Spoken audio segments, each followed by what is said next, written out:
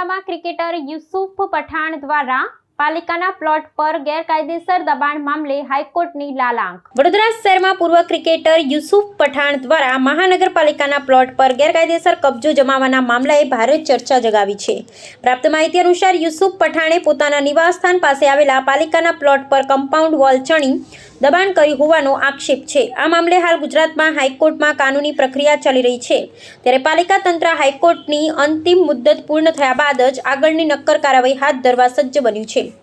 આ વિવાદની વિગતો મુજબ યુસુફ પઠાણે રાજ્ય સરકાર વડોદરા મહાનગરપાલિકાની કોઈપણ પ્રકારની પૂર્વ મંજૂરી મેળવ્યા વિના સરકારી જમીન પર કમ્પાઉન્ડ વોલનું નિર્માણ કરી દીધું હતું।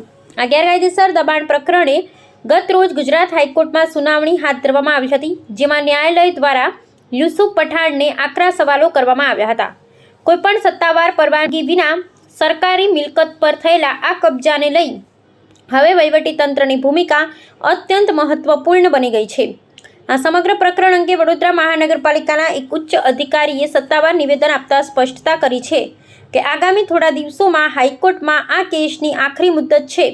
હાલ ન્યાયિક પ્રક્રિયા ને કોર્ટની અંતિમ આદેશની રાહ જોવામાં આવી રહી છે।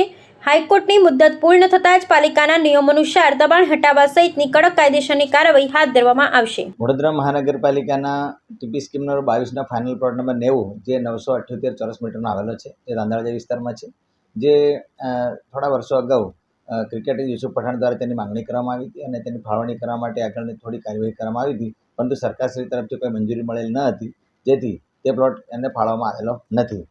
એ પ્લોટ જે છે એમના હાલના રહેઠાણના એકદમ નજીકમાં આવેલો છે, જેના પર એણે કમ્પાઉન્ડ વોલ કરીને દબાણ કરેલું છે। તે દબાણ દૂર કરવા માટે આપણે વડોદરા મહાનગરપાલિકા તરફથી નોટિસ આપવામાં આવી છે। એ નોટિસ સામે તેઓએ નામદાર ગુજરાત હાઈકોર્ટને પિટિશન દાખલ કરી છે। તે કોર્ટ કેસ ચાલી જતાં ગઈકાલે જે મુદત હતી તેમાં નામદાર હાઈકોર્ટ દ્વારા એમના જુદા જુદા દબાણ દૂર કરવા માટે આર્ગ્યુ પણ કરવામાં આવે છે, દલીલો કરવામાં આવી છે અને તે અંગે આખરી હુકમ આવતી મુદતે લગભગ 15 જૂનના રોજ કરવામાં આવશે એવું માનવામાં આવી રહ્યું છે।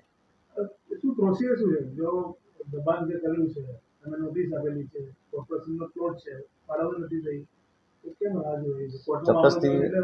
ચોક્કસથી આ જે પ્લોટ જે છે વડોદરા મહાનગરપાલિકાના ટીપી સ્કીમનો છે, તેમને ફાળવણી કરવામાં આવી નથી, જે કોર્પોરેશનની માલિકીનો છે, કબજામાં છે, પરંતુ એમણે જે કમ્પાઉન્ડ વોલનું દબાણ દૂર કર્યું છે તેની દૂર કરવા માટે તેઓને નોટિસો આપવામાં આવેલી હતી। તેની સામે નામદાર ગુજરાત હાઈકોર્ટમાં ગયા છે અને એના જે કેસ અન્વયે નામદાર ગુજરાત હાઈકોર્ટમાં વિવિધ દલીલો થઈ, અપીલ થઈ અને એ હુકમ છે જે એકદમ નજીકમાં છે, હુકમ થઈ જશે અને તરત નિયમ અનુસાર કાર્યવાહી કરવામાં આવશે।